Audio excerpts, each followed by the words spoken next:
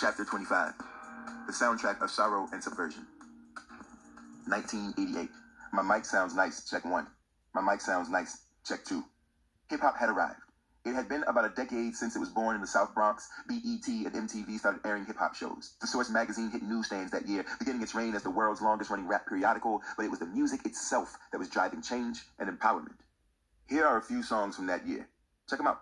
Slick Rick, Children's Story. Ice-T, Colors. NWA, Straight Outta Compton. Boogie Down Productions, Stop the Violence. Queen Latifah, Wrath of My Madness. Public Enemy, Don't Believe the Hype. It would be Public Enemy that really set the tone the following year. In 1989, they wrote a song that was placed in Spike Lee's Black Rebellion movie, Do the Right Thing. The song was a forceful mantra, an updated version of Stokely Carmichael's Black Power and James Brown's Say It Loud, I'm Black and I'm Proud. For the new generation of hip-hop heads and rebellious black teenagers angry about racist mistreatment, it was Public Enemy's Fight the Power. And with all the black feminist thought, including the work of Kimberly Williams Crenshaw, who focused on the intersection between race and sex, women rappers like MC Lyte and Salt and Pepper took their place on the hip-hop stage. Actually, they fared better than women in Hollywood because at least their art was in mass circulation. Aside from Julie Dash's pioneering Daughters of the Dust, black men were the only ones producing major black films in 1991. These included illustrious films like Mario Van Peebles' New Jack City, John Singleton's debut anti-racist tragedy Boys in the Hood, and Spike Lee's acclaimed interracial relationship satire Jungle Fever. Black men produced more films in 1991 than during all of the 80s, but a white man, George Holliday, shot the most influential racial film of the year on March 3rd from the balcony of his Los Angeles apartment.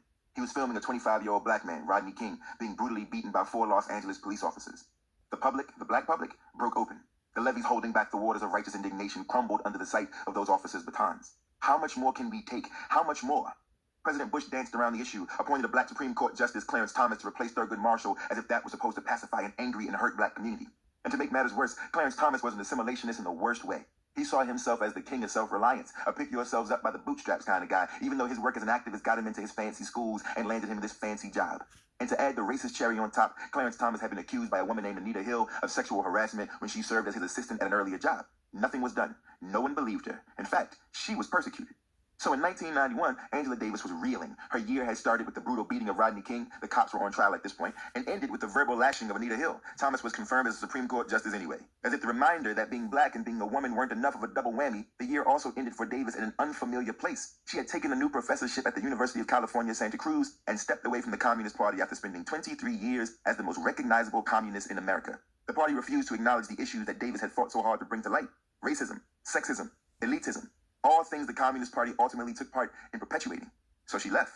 But she didn't jump from communist to Democrat, or rather a new Democrat as the party was going through a bit of an overhaul, a remix, a revamp. Fiscally liberal but tough on welfare and crime, and the man leading this new Democratic Party was a dazzling, well-spoken, and calculating Arkansas governor named Bill Clinton. It was 1992, and by the time the cops who had beaten Rodney King were found not guilty, Clinton had already run away with the Democratic nomination.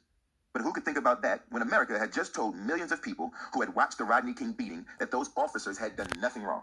So black people hit the LA streets in rebellion. It would take 20,000 troops to stop them. Bill Clinton blamed both political parties for failing black America, while also blaming black America and calling the people in the midst of the uprising people in immense pain, lawless vandals. About a month later, Clinton took his campaign to the national conference of Jesse Jackson's Rainbow Coalition. Though Jackson was widely unpopular among racist whites whom Clinton was trying to attract to the New Democrats, when Jackson invited the hip-hop artist Sister Souljah to address the conference, the Clinton team saw its political opportunity. The 28-year-old Bronx native had just released 360 Degrees of Power, an anti-racist album so provocative that it made Spike Lee's films and Ice Cube albums seem like The Cosby Show. And Clinton's response to Sister Souljah was that she was being racist. It was a political stunt, but it thrilled racist voters and catapulted Clinton to a lead he'd never lose. By the end of 1993, rappers were under attack. They were being criticized from all sides, not just from Bill Clinton. 66-year-old civil rights veteran C. Dolores Tucker and her National Political Congress of Black Women took the media portrayals debate to a new racist level in their strong campaign to ban gangster rap. To her, rap music was setting black people back. She felt like it was making black people more violent, more materialistic, more sexual. To Tucker, the music was making its urban black listeners inferior, though she never said anything about its suburban white listeners. While Tucker focused on shutting down gangster rap, the Massachusetts Institute of Technology historian Evelyn Hammonds mobilized to defend against the defamation of black womanhood. More than 2,000 black female scholars from all across the country made their way to MIT's campus on January 13, 1994, for Black Women in the Academy Defending Our Name, 1894 to 1994. Among them was Angela Davis. She was the conference's closing speaker. She was certainly the nation's most famous black American woman academic, but more important, over the course of her career, she had consistently defended black women, including those black women who even some black women did not want to defend. She had been arguably America's most anti-racist voice over the past 2 decades, unwavering in her search for anti-racist explanations when others took the easier and racist way of black blame. In her speech, she proposed a new abolitionism, pushing for a rethinking of prisons and how they function.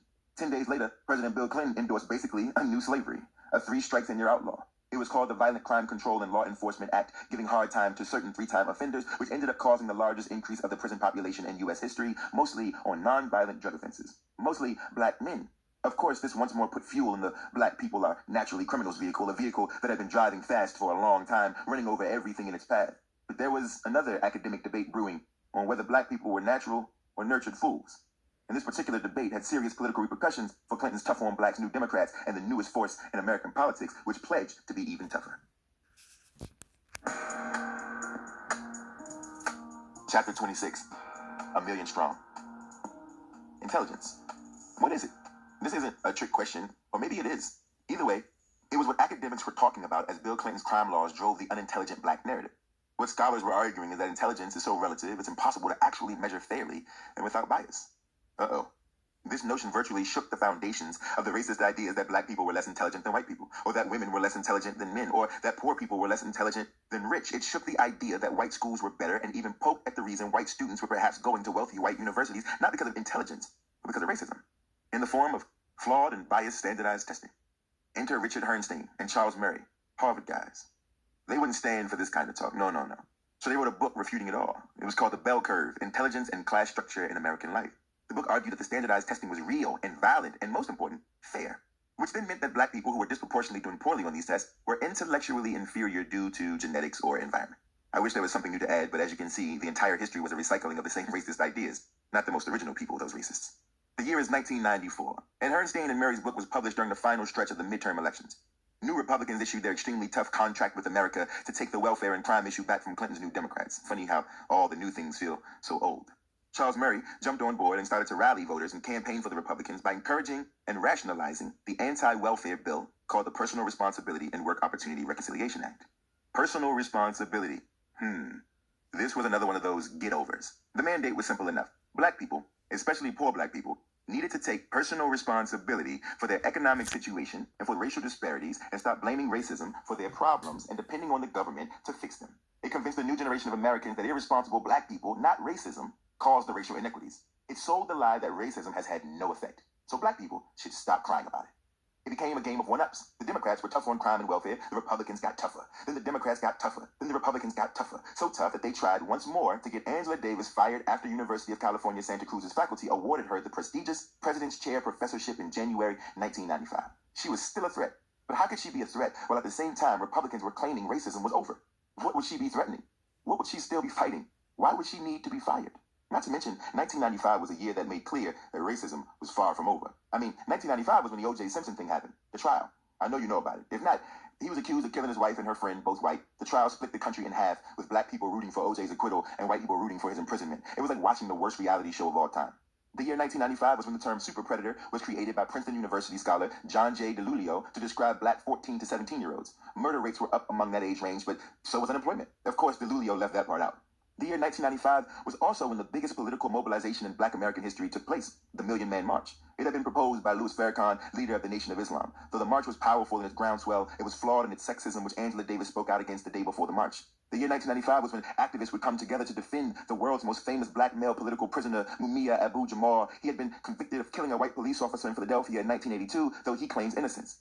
A book of his commentaries was published that year, live from death row. His execution was to be August 17th, 1995, but because of the protest, Mumia was granted an indefinite stay of execution. And where was Bill Clinton when all this was going on? Not at the Million Man March, that's for sure. He was in Texas, pleading to evangelicals for racial healing. Instead of listening to the people dealing with it, he went to beg people not dealing with it to ask God to fix it. And of course, it slipped into pray God fixes black people, even though a year later, affirmative action was banned in California, making the playing field, especially as it pertained to higher education, more lopsided. The percentage of African Americans at University of California campuses began to decline, and the push for the end of affirmative action would spread all under Bill Clinton's watch. A year later, in June 1997, Clinton gave a commencement address at Angela Davis's alma mater, UC San Diego. It was as if suddenly he'd seen the light, the irony, and pledged to lead the American people in a great and unprecedented conversation on race. Racial reformers applauded him, and black women had something to say. A nudge, to get the conversation started. And when I say black women, what I mean is 1 million of them. On October 25th, 1997 in Philadelphia, 1 million black women gathered to have their voices heard. Congresswoman Maxine Waters, Sister Soldier, Winnie Mandela, Atala and Ilyasa Shabazz, daughters of Malcolm X, and Dorothy Height all spoke. But so did white men, not at the march, but in the media. And what they argued in response to Clinton's statements was that the way to fix racism was to stop focusing on it. Wrong, but that's what they said. And that sentiment set the tone for what would become color blindness. Pause. Take a breath. How many of you know that I have a black friend person who then follows that statement with this one? But I don't see color. Yeah. Unpause. This colorblind rhetoric seemed to have its intended effect. Segregationists and assimilationists started favoring the colorblind product nearly a century after the Supreme Court had ruled in favor of separate but equal. And it had the same effect. Lip service. The millennium was coming, and people still couldn't fathom equality because of color. But they used a new multicultural paint to brush over a racist stain. And a single coat wouldn't do.